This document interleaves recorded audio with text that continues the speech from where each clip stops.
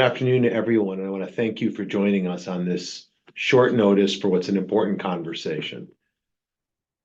This is the second night of Hanukkah, but yesterday our holiday and our world was shattered with the news of the tragic anti-Semitic attack at Bondi Beach in Sydney, Australia.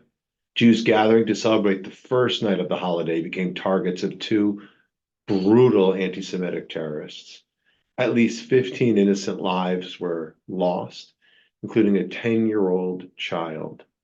Dozens of people were injured. A beloved Chabad rabbi, father of five, was murdered, and a community forever changed. These are numbers to the world, but they're truly not statistics. These are real people, parents, children, siblings, grandparents, friends, colleagues, recent immigrants, former Holocaust refugees, all of whose lives were stolen simply because of the fact that they were Jewish and because they chose to celebrate their faith openly, to honor their heritage unapologetically, and together in community with more than 1,000 other people. What should have been a beautiful celebration, lighting candles, singing songs, eating latkes and souffleur, instead was scarred by hatred, pure and evil hatred. This, unfortunately, wasn't an isolated incident. It's the tragic and almost predictable result of normalized, escalating, hateful anti-Semitic rhetoric and incitement that has been festering across Australia and really around the world since October the 7th. The Australian Jewish community in particular has experienced a nearly 500% increase of anti-Semitic incidents since the 10/7 massacre. And sadly, this incident follows a trend of violence against Jews we've seen in America and again in other Western democracies. Just this past year, we had the murders in Washington, D.C. of an innocent couple walking out of a Jewish museum, or an elderly Holocaust survivor burned to death in Boulder, Colorado, simply for the crime of showing up at an event to honor the hostages. And frankly, those events themselves weren't too far removed from the mass casualty events in Poway and Pittsburgh just a few years earlier, let alone Jersey City, let alone Seattle and Overland Park, and this long litany of events where Jews have been killed for the crime of simply being Jewish. And if we need any more reminders, two other virulent anti-Semitic incidents this weekend alone. On Friday evening in San Bernardino County, there was a drive-by shooting by individuals yelling anti-Semitic slurs and shooting up a home in Redlands, California that was bedecked with Hanukkah decorations. And just yesterday, a crowd of quote-unquote demonstrators tried to disrupt and force their way into a Hanukkah celebration in Amsterdam while chanting slogans like child murderers at those attending. These were boys and girls, men and women attending a menorah ceremony who were subjected to harassment and hate. These are frightening reminders of what we at ADL see as this normalization of anti-Semitism here and abroad that seems to only escalate. Now, just last week, leaders of the world's 7 largest Jewish communities convened in Australia as part of the 2025 J7 Summit. This is a summit organized by ADL as part of the J7 task force to combat anti-Semitism, a convening of representative bodies of the largest Jewish communities on earth that was coordinated and directed by ADL Senior Vice President of International Affairs, Marina Rosenberg, and Susan Heller Pinto, ADL Vice President of International Policy. They were part of that convening, and you're going to hear from them shortly. But let me be clear. ADL stands in unwavering solidarity with the Australian Jewish community and our J7 partner organization, the Executive Council of Australian Jewry, and we join them in calling for the Prime Minister and the Australian government to confront this hatred head on and to do more to protect the Jewish community. The data is unmistakable and it is alarming. ADL research shows that nearly half of the world's population, an estimated 2.2 billion people, harbor elevated levels of anti-Semitism compared to just over 1 billion 10 years ago. It's almost double the number, hold intense anti-Semitic beliefs. And again, we've seen those beliefs translate into action. Literally a year ago, maybe a year ago and a week, in Melbourne, the Addis Israel synagogue was firebombed. And in January of this past year, a childcare center in Sydney was torched and spray painted with anti-Jewish, anti-Semitic profanity. And then in July, a man tried to burn down a synagogue in Melbourne, just as 20 people, including children, were sitting down inside for a Shabbat dinner. These events are sickening, and yet they reveal an undeniable pattern of anti-Jewish, anti-Zionist, anti-Semitic incitement and harassment leading to violence. You're going to hear more details today on the challenges facing the Jewish community in Australia and updates about the security situation around the world. As I mentioned, Ambassador Marina Rosenberg, as well as Susan Heller Pinto, will share insights having just returned from Sydney. We're also going to hear today from Oren Segal, ADL Senior Vice President for Counter-Extremism and Intelligence, who will share updates on the insights that the Center on Extremism has been able to ascertain in the days after the attack. And we are so grateful to be joined by Daniel Aghion, President of the Executive Council of Australian Jewry, who's joining us today to share his first-hand perspective into the tragedy and where we go from here. Before I turn it over to Ambassador Rosenberg, let me just say this. This kind of attack on the first night of Hanukkah is an assault not just on the Australian Jewish community, although it is, but on all of us as Jewish people. We are one family, Am Yisrael, and we need to recognize that this affects all of us, whether you're on the Upper East Side or Sydney, Australia, or anywhere in between. But we must not allow fear and darkness to extinguish our light and our sense of hope. We are strong and resilient, and we will remain so even in the face of adversity. That's why ADL right now is laser focused on our core purpose, which is protecting the Jewish people. This is why we were founded in 1913, and we stand today proudly and unapologetically as subject matter experts in this moment as the essential anti-hate organization that protects Jewish communities through security, our security resources, that advocates for policy training, and that educates the public to combat the hatred that fuels this kind of violence. So we must have hope. We must not give up on that sense of hope, even as we prepare to protect, to advocate, and to educate, to defend ourselves, and to stop this kind of violence before it spreads any further. So look, in this season, in the spirit of Hanukkah, let us allow the light to guide us through this darkness. Let us hold on to that hope and renew our commitment to protect our community as it deserves to be protected. With that said, it's my pleasure to introduce my colleague and my friend, Ambassador Rosenberg, ADL Senior Vice President for International Affairs. Marina, over to you. Jonathan, thank you so much for your remarks, but also for your leadership. And as Jonathan said, this attack has shattered our community. So to the families mourning the loss of their loved ones, our hearts are with you. No words can capture the magnitude of your loss or erase the pain you're enduring. Terrorists deliberately chosen the first night of Hanukkah to turn a festival of light, a celebration of Jewish resilience and survival, into a scene of bloodshed. In July 2023, ADL created the J7 Task Force on Anti-Semitism, a coalition representing the 7 largest diaspora Jewish communities: the US, Canada, the UK, France, Germany, Argentina, and Australia. Earlier this year, we released our inaugural J7 annual report, documenting the sharp increases in anti-Semitic incidents across all 7 countries. In 2024 alone, there were over 26,000 reported anti-Semitic incidents across the J7 communities. This is nearly triple the number of 2022. Now, as Jonathan mentioned, the data in Australia is stark. 1,654 anti-Semitic incidents recorded in the past year. That's an attack, a threat, or an incident of hate nearly every 5 hours. In 2024, Australia had the highest surge in anti-Semitic incidents among the J7 countries. And so we went to Australia to bear witness, to stand in solidarity with the community, to sound the alarm about this escalating threat, and to demand action.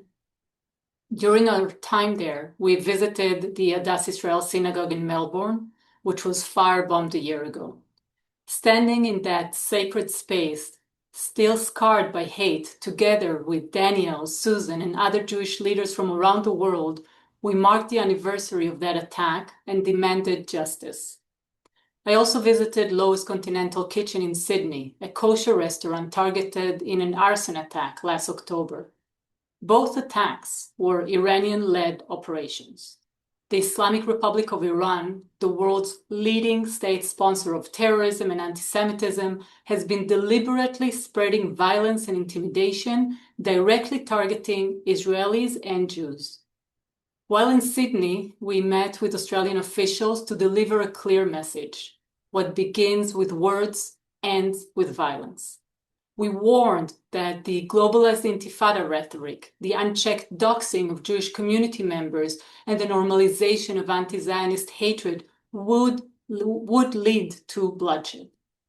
Despite a comprehensive action plan developed 6 months ago by the government's own special envoy to combat anti-Semitism, Segal, the Australian government has failed to implement it or even adopt it.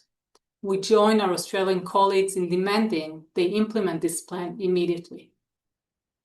But amid the pain, we also witnessed something extraordinary. We met high school students at Moriah College in Sydney who, despite the surge of anti-Semitism, remain committed to Jewish life and to the State of Israel. We witnessed a flourishing, strong community in both Sydney and Melbourne, a community determined not to be defined by anti-Semitism. Their courage and resilience is a reminder of what we are fighting for. Our delegation stayed in Bondi Beach. It's one of the most beautiful places you can imagine. People walking and jogging along the shore, surfers catching waves, families relaxing, children playing. It's a place where life feels open, joyful, and free. That's what the Hanukkah candle lighting was supposed to be, a beautiful, peaceful celebration of Jewish faith and community in a public space, shared with neighbors and friends. Instead, it was shattered by barbaric terrorism.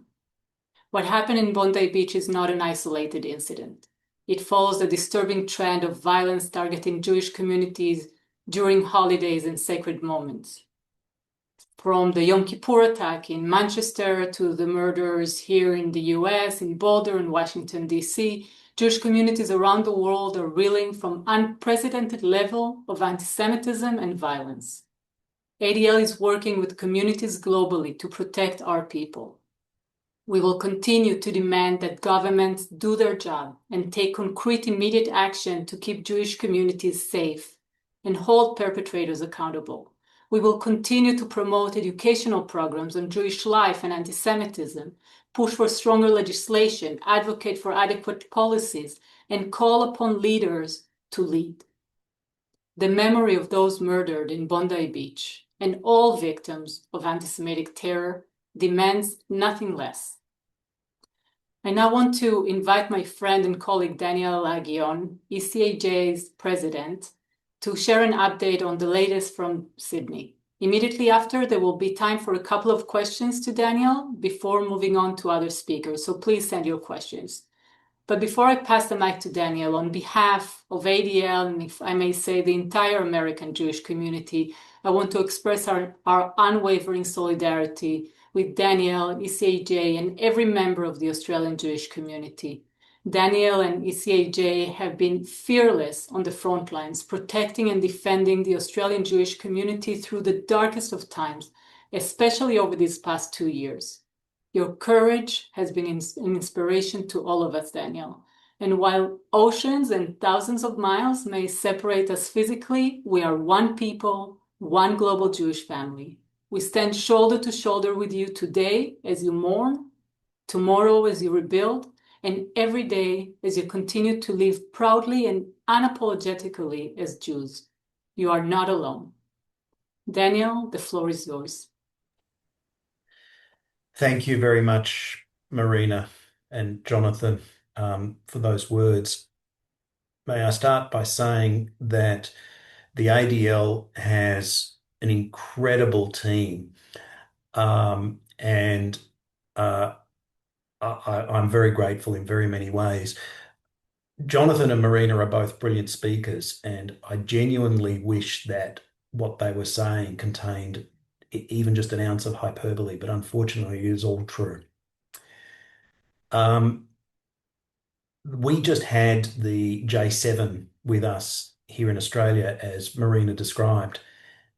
The leadership of 90% of the diasporic community, so the UK, the US, of course, sorry, US, Canada, UK, France, Germany, Argentina, and little faraway Australia.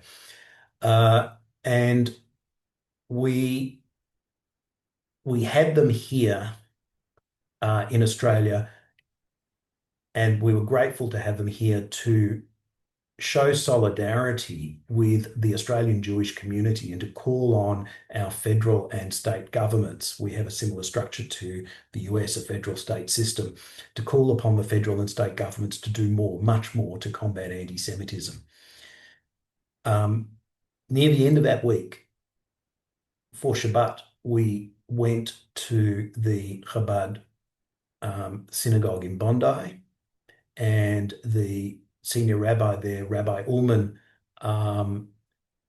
invited us back to his house for Shabbat lunch, and we gathered with the rabbi and the rebbitzin. And that rabbi's son-in-law, Rabbi Schlanger, was the organizer of the event at Bondi Beach, and he was murdered Monday night as part of the massacre by these two terrorists. I think that brings what is happening far away in Australia very close to you, because isn't there an irony that the ADL led the international Jewish community in convening in Australia to call upon the Australian governments and governments around the world to do more. And one family that we met with has lost somebody to this murderous attack. In my own case, I live in Melbourne, which is about 500 miles to the south of Sydney. I'm the national president.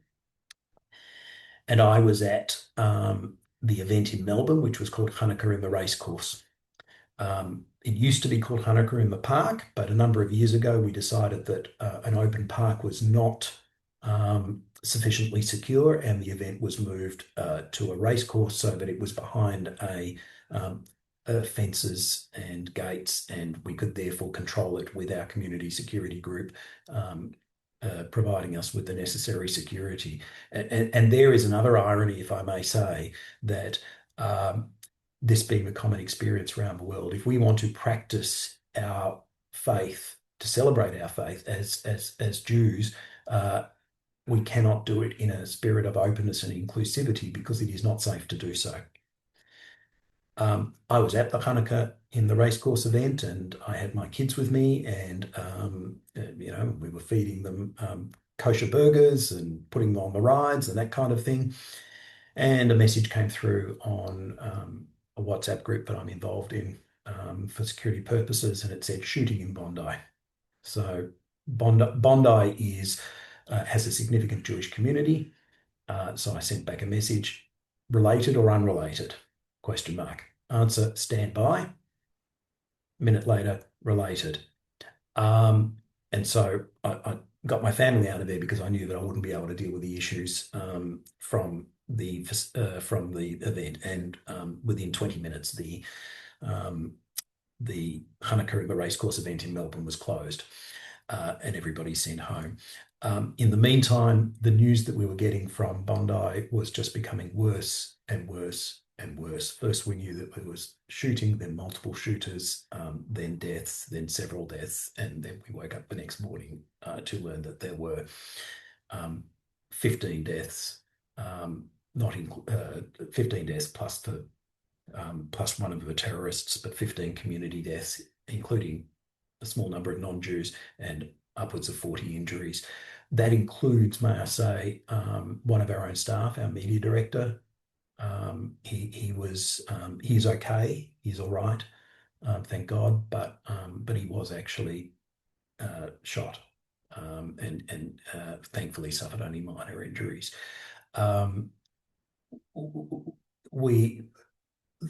One of the things that the ADL had gathered everybody in in Australia to warn the Australian government about was the escalating anti-Semitism we have seen in this country, which, as we know, is replicated around the world.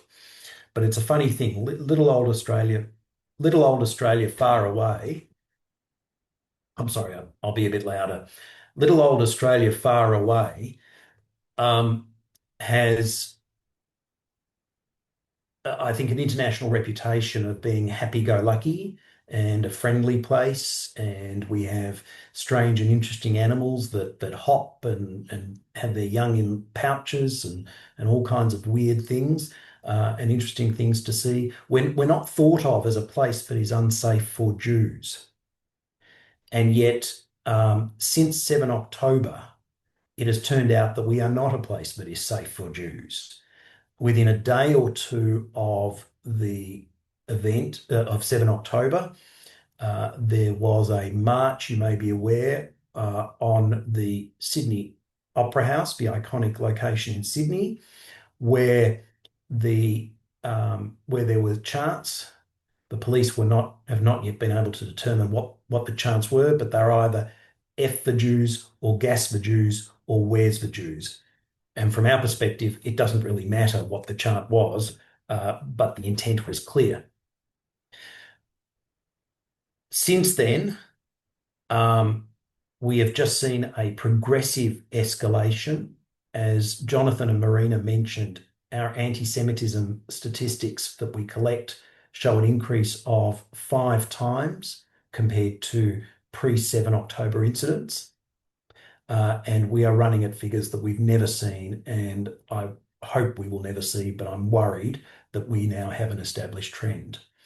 We have had 11 firebombing attacks in this country in the last 18 months on Jewish targets, either Jewish politicians' offices, synagogues, Jewish businesses, even the former home of our co-CEO, Alex Rivchin. We thought that maybe the worst of it was over when in July, our government took some action in closing the Iranian embassy and expelling the Iranian ambassador because a link had been made between some of those attacks and the IRGC. And while we thought there was still a lot of work to be done in terms of education and establishing Jewish positivity to non-Jews so they could better understand us and better celebrate with us and value us as Australians as well as Jews. And we were starting to take a breather and indeed closing down for our long summer break, which is December, January. Then we had this devastating attack. I try and find light in dark places. That's simply who I am. And if I can find some light in this very terrible darkness that we are experiencing, it is this. At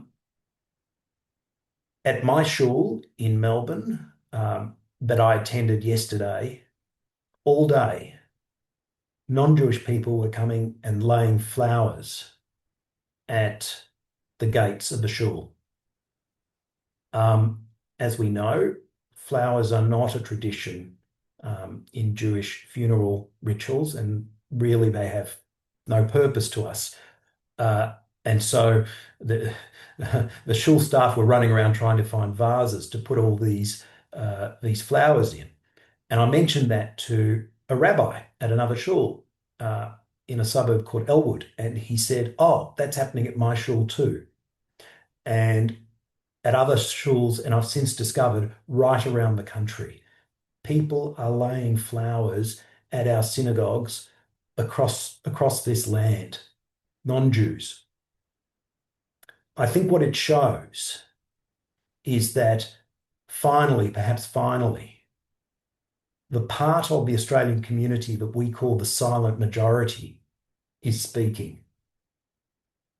It's not an Australian tradition to stand openly with others within your community. That's not what we do. We are more reserved than that. And we know from our polling that the general Australian community stands against anti-Semitism, but they do not show it. And quite often we feel isolated as a result. And also, I think that makes it easy for governments to sweep it under the rug and ignore it. The light I find, particularly at this time of Hanukkah, is that I think the silent majority in Australia have been shocked by what happened in Bondi, and they are showing it. Our blood donation facilities, that is the general Australian blood donation facilities, have been so busy that their websites have been crashing. There has been this extraordinary outpouring from the general Australian community, and that is the light that I find. I'm hopeful that as a result of that outpouring, our governments will take notice and will start to take the action that we've long been calling for. Thank you, Marina. Daniel, thank you so much. There are a few questions here to you. I know you don't have a lot of time because you're very busy these days. So one question is about your relationship with the government in Australia. Somebody has noticed that today's front page of the Australian is filled with denunciations of the Albanese government approach to anti-Semitism. So if you can talk a bit about the Jewish community relations to the government, what has changed in the past day and a half, and what are you asking the government to do? Our relationship with the government on a personal level is strong. We have direct links into senior levels of government, including the Prime Minister and the senior ministers. We do get listened to. We are never ignored. Or perhaps more correctly, we are heard. We are never ignored. That does not always translate into action. I think our present government is a centre-left government. It is perhaps akin to the Democrats in the US. It is well-meaning. It is not anti-Semitic, but it is, I think, caught between a lack of preparedness to do the right thing, and we also have a significant Muslim population in this country, about 800,000 out of 25 million. And they are concentrated in certain seats that can have a political consequence. And I think too long our government has been listening or has been too cautious about political consequences rather than actually tackling anti-Semitism head on. Thank you. Another question is about what we as the American Jewish community do to support the Australian Jewish community. So thank you. There are two things. Let's look at the political level. I think we need to keep the pressure on the government. What we are calling for is significant change. Our anti-Semitism envoy, Gillian Segal, published a report in July. It has been 5 months and we have not had a response.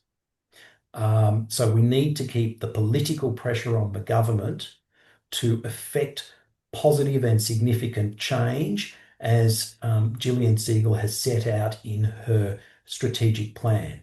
That's at the political level.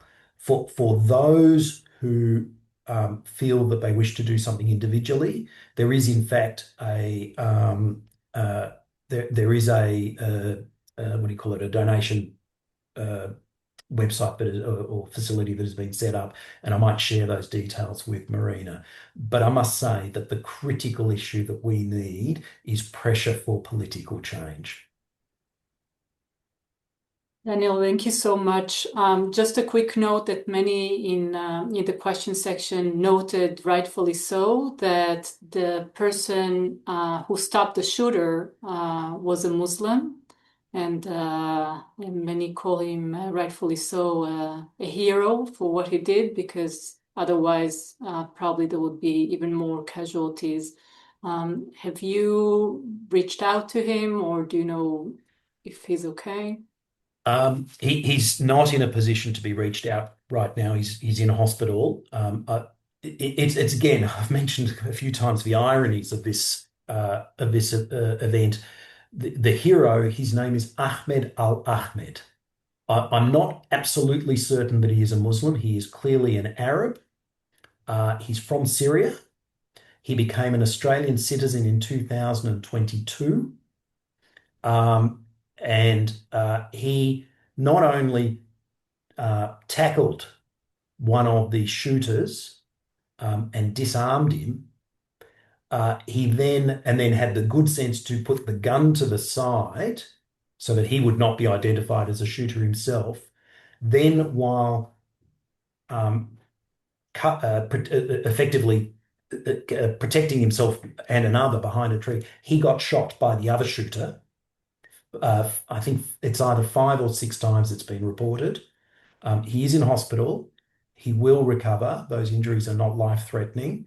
By all accounts, he is a humble man, and it has been reported that by those who are speaking on his behalf, that he has said that even having been shot multiple times, if he came across that incident again, he would do exactly what he did. That man is a hero, and I think it's important that the Australian community well understands that this is not about religion. This is not about Islam. This is not about Arabs. And the fact that a gentleman by the name of Ahmed al-Ahmed is the hero of this story makes that point very, very clear. Well, I think this is a beautiful note to thank you, Daniel, for joining us and for your strong leadership. You're really an inspiration to all of us. Thank you very much. Thank you, Maria, and thank you, Jonathan. Thank you. And now I will pass it to our Vice President of International Policy, Susan Heller-Pinto. Thank you, Marina, and thank you, Daniel. As both Marina and Daniel mentioned, I was part of the group of the J7 leaders who recently returned from Australia. The Shabbat that we were in Sydney, we were welcomed at the Chabad of Bondi by the Rabbi Oren, and his wife, both to join in the services at the synagogue and to join them and their family at Shabbat lunch. When we entered the shul that Shabbat morning, a very nice bearded gentleman came over to us. He introduced himself as the rabbi's son-in-law, Rabbi Eli Schlanger, and he made sure that we were comfortable and we knew where to go. And later that same day, when we enjoyed a beautiful lunch with the rabbi and Rebbitzin, we met members of their family who were also around the table, including Rabbi Schlanger, who was as warm and welcoming as he was at the first introduction in shul, his wife Chaya, and 4 of his 5 really beautiful children, including his youngest, just a 6-week-old baby, who was at the table with us the entire time and behaved really beautifully. It was very sweet. On Sunday, yesterday in Sydney, it was Rabbi Schlanger who was in charge with coordinating the Hanukkah on the beach celebration on Bondi Beach. This is an event that Chabad of Bondi has organized for over 30 years. And as we now know, it was Rabbi Schlanger who was the first victim publicly identified from the what is now being called the massacre at Bondi Beach. I want to share a few other observations about the Bondi Chabad and its community that I learned over that Shabbat. Australia has historically been a really welcoming refuge for Jews. It is a point of fact that Australia welcomed more Holocaust survivors per capita than any other country outside of Israel. And the Holocaust survivors and their descendants have really shaped and built that community. Jews, in fact, have been present in Australia since the arrival of the first ships of convicts sent from England in 1788. There were 8 Jews on that first ship, some of whom later became leaders of Australian society over the next decades, and certainly their descendants helped shape Australia as we know it today. In more recent years, Australia has welcomed Jewish migration from South Africa and also, importantly, from the former Soviet Union. The Chabad of Bondi is known in Sydney as the Russian Chabad because Rabbi Oren is originally from St. Petersburg and because it was initially established for the benefit of new immigrants from the FSU. We see from the list of names of the victims now being identified, which are slowly coming out hour by hour, that many of the victims had Russian names. Many are longtime members of the Chabad of Bondi. Many were congregants of this one small Chabad and come from the former Soviet Union. As many of you know, Hanukkah is an extremely important holiday for Chabad around the world. Many of you in your cities and towns have menorahs, see menorahs on cars blaring Hanukkah music, and Chabad organizes public lightings and events like the one on Bondi on Sunday around the globe.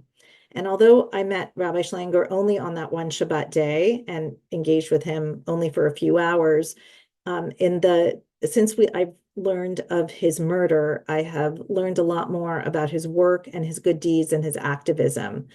One video that has been shared very prominently on social media is how he proposed that Jews need to respond to anti-Semitism and hate.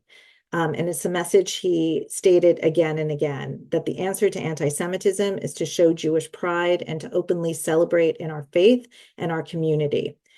And I know that in the hours since this heinous attack in Sydney, across Australia, in the United States, and around the world, the Jewish community and our allies are coming out to join public candle lightings, to take pride in our community and our identity, to bring flowers to synagogues, as Daniel just mentioned, and to make clear to those who seek to target us that they will not prevail. I'd like to now turn it over to my colleague, Oren Segal, Senior Vice President for Counter-Extremism and Intelligence. Thanks so much, Susan. The safety and security of the Jewish community remain the primary concerns, not only for my team, but for ADL. I'm going to provide very briefly an overview of what we've been doing and what we will continue to do in the wake of this heinous attack in Bondi. First off, we immediately coordinated with our Jewish communal security partners at Federation, SCN, CSI, CSS to issue a joint statement urging organizations hosting events in the coming days during the holidays take additional security precautions. Again, reminding our community during this time every year about their security is important. Certainly after an incident like we saw, it's even more so. I'm going to go through a few of these recommendations. Some may seem simple or even obvious, but they really, really can save lives. So coordinating with law enforcement for all events, whether it's at institutions or other venues, remains critical. Extending event security perimeter as far as is practicable is also critical. Limiting attendance to identifiable individuals through pre-screened invitation lists, requiring registration and verification for attendees, particularly for those public-facing events, Sharing location and timing of events only with those who are registered and confirmed. Another tip that can be useful. Implementing strict access control measures, such as locked entrances and check-in procedures. Obviously remaining vigilant and reporting any suspicious activity immediately, and adding layers of protection where possible, whether it's armed on or off-duty law enforcement, private security, and trained volunteer security teams. Now, I want to be totally clear. We are not aware of any specific or credible threats at this time in the United States. This is where working with law enforcement is critical. And these law enforcement agencies across the country have increased patrols at synagogues, at schools, community centers, and at Hanukkah celebrations out of an abundance of caution. And we remain in close, active communication with law enforcement and our partners to help ensure that the safety and the security of the Jewish community remains the top priority during this period. Indeed, we have conducted outreach to our extensive network of law enforcement partners at the federal, state, and local levels to underscore a couple of key points. A, that the attack in Australia has shaken the sense of security within the American Jewish community. That this incident comes at a time of already unprecedented threat environment and incidents targeting the Jewish community. And that we are here ready to connect law enforcement agencies with local community leaders and those that are engaging in holiday celebrations where those relationships do not yet exist. And to underscore the importance of our security even before the holidays, even before incidents occur, over the past several months, we have taken concrete steps to further strengthen our partnerships with Jewish communal security organizations of all kinds. So we, for example, announced in September the launch of the Joint Threat Intelligence Partnership, a critical national initiative designed to detect, investigate, and disrupt threats targeting Jewish communities across the United States. And at its core, it brings together ADL Center on Extremism and Threat Monitoring Unit with the Community Security Initiative New York's Intelligence Desk. We're deploying intelligence analysts in key cities, regional offices of ADL, Jewish federations, and creating an integrated system that ensures that threats are identified, that they're analyzed and communicated in real time with the community leaders and law enforcement who need to see it. And earlier this month, we expanded the initiative to include the Community Security Service, building on a long-standing relationship between the two organizations. Through this partnership, CSS volunteers nationwide will now benefit from threat intelligence and insights produced by the ADL Center on Extremism, including briefings and trainings and resources. And at the same time, we gain at ADL on-the-ground insights from CSS's nationwide network of volunteer security teams, again, strengthening our national threat analysis. We have also worked closely with Jewish community security partners around the world, sharing intelligence, sharing our tools, and providing a space for us to learn from each other and establish even more meaningful relationships around security. We are dedicated to sharing our intelligence and our expertise with our partners abroad as much as we are dedicated to doing so here domestically. Lastly, I'm just going to say partnering with the Jewish community, protecting the Jewish community requires partnerships, information sharing, and collective vigilance, and also the vigilance from the community itself.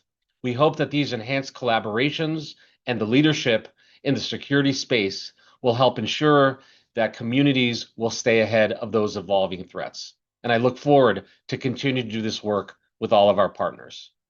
Now I'm going to invite my colleague, Shia Lerner, Director of Israel Affairs, to join our conversation. Thank you so much, Oren, and thank you, Susan and Marina, as well for your remarks. We're now going to take some questions that have come in about the webinar. Marina and Susan, I want to start with you. You both mentioned the J7. Can you talk a little bit more about what the J7's role is, how it operates, and what it does in terms of raising awareness and advocating on global anti-Semitism? I can take that one. So the J7, as we said, is comprised of the 7 largest diaspora communities.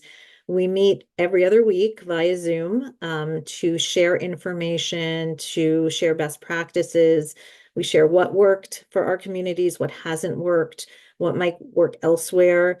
We have shared tips or draft legislation that might work in other countries or spoken of different litigation. A lot of what has been very important has been this consultation where we can learn from each other, learn the trends that are coming in, learn the techniques that others have used successfully, and what might be coming our way. Because what happened in Montreal could happen in Melbourne, and what happens in New York or London or Paris will make its way to Buenos Aires.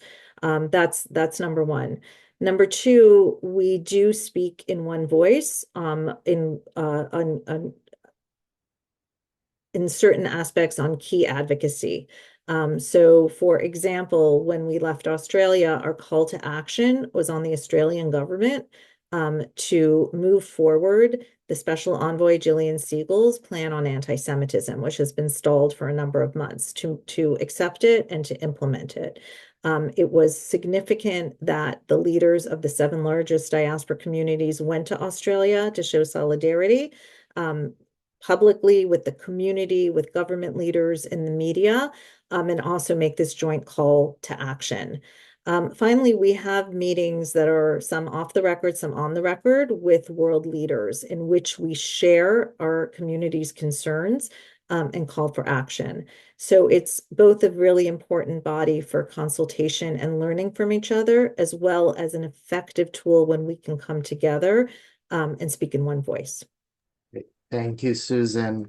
Oren, there's a question in about your assessment in terms of why there appears to have been a significant spike in violent anti-Semitic attacks over the past year. We, of course, had the shooting in DC and the firebombing in Boulder, and then on Yom Kippur, the Manchester synagogue attack, and then, of course, Bondi.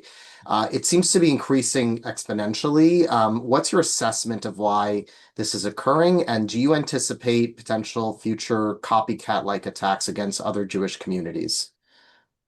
Yeah, I mean, so listen, I think the short answer to why is October 7th. That's why. I think the type of anti-Semitism that we have seen normalized, often legitimized, not only in our online spaces, but in some of our public discussion, which is built on dehumanizing not just Israelis, but often Jews, which often conflates the two, which blames the entire Jewish community for the acts of a state or the perceived acts of a state. I mean, all that we know animates people to action. And listen, this does not mean that we haven't seen violence elsewhere. Violence against the Jewish community, whether abroad or in the United States, is not something that only started after October 7th. But very specifically, in many of the cases that we have seen, there are references to Israel being made. The environment that normalizes, enables that is based on the normalization of various kinds of anti-Semitism and conspiracy theories that we have seen just explode everywhere since October 7th. I think that's the simplest answer. And I have to just add, it's not going to end there. I don't want people to think that, we are out of this. I don't want to predict that we're going to see so many more attacks. We are doing everything that we can, as I mentioned, and making sure that we are stopping them as much as possible. But the Jewish community, as always, needs to be prepared for what may happen. And so vigilance is going to be the word of the day. Thank you, Oren. Marina, in your remarks, you talked about how a couple of the attacks in Australia were directly linked to the Iranian regime. And of course, Oren mentioned October 7th, and we know the Iranian regime's role in that as well. Can you talk a little bit about the just global threat that we are experiencing currently from the Iranian regime and its tentacles around the world?